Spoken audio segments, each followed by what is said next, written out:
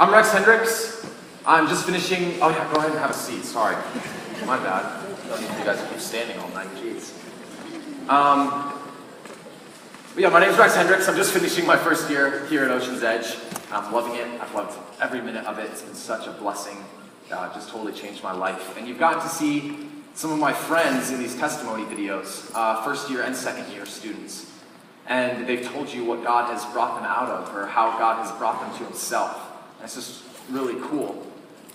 Some of them have been brought from drugs and alcohol and partying. Some of them have been brought from sickness. Some of them grew up in Christian homes. They all have different stories, just like all of you has your own story of what Christ has brought you from and brought you out of, and how he has redeemed you. And while all our stories may be very different, many of us know that they're all really similar, right?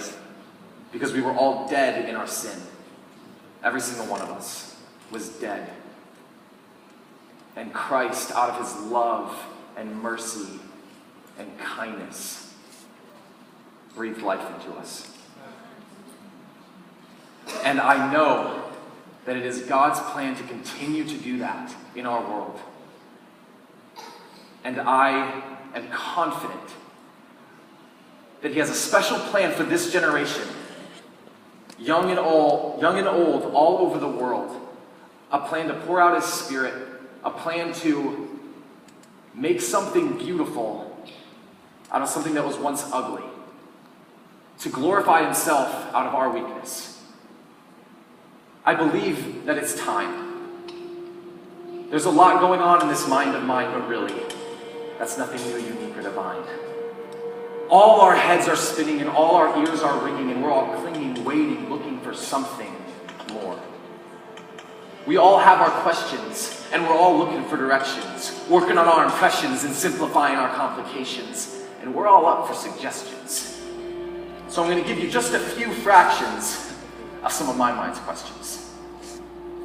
What if I told you that you were immortal? Yeah. That your spirit will never die? What if I told you that all your sins, every wrong, has been forgiven and forgotten? What if I told you that the covenant in which you are in with God can never be broken or flawed? And that he would sooner deny his own existence before breaking a promise to you? What if I told you that when Jesus said, "Neither do I condemn you," he actually meant it? I mean, are we really sure God was serious when he says his plan was to prosper us? Maybe I'm crazy, but when Jesus said, "Ask me anything in my name and I will do it," I think what he's saying here is, ask me anything in my name and I will do it. I guess I'm just wondering when we might start taking the scriptures literally, not just metaphorically or symbolically, but actively applying these truths radically. I'm wondering when we might start seeking him fervently and stop trying to impress him miserably. For how can this dirty rag possibly reflect any brilliancy, divinity, sufficiency, consistency of his majesty, Jesus? I can't. But for years I've tried, fighting and scrambling, feeling like I'm doing everything but really doing nothing. So just like a dead man trying to give himself CPR, I failed over and over. But Christ never got over me, and he's never getting over you. But I can hear you thinking, I'm too dirty, I'm too weak. But God looks at you and speaks. Perfect. That way you will never be able to look at yourself in a mirror and think that it was you, but you'll only be able to look at Jesus and say, it was you. For what did we ever do?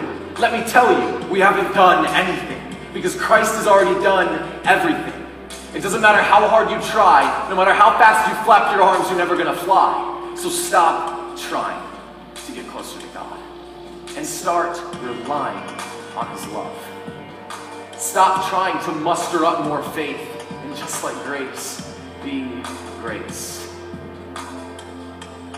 Awake, brothers and sisters. I believe it is time. Time to ask God to wake us up from our long slumber. To ask him not for food, but for a hunger. To ask him for deliverance and for a wonder. It's time to let God wipe the slime from our eyes that keeps us so blind from the divine. Time to spend less time asking that things would be clarified, and just ask that Christ would be glorified.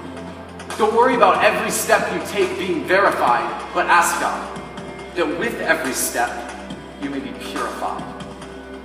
Now is the time. The crippled beggar sat outside the beautiful gate, begging for alms.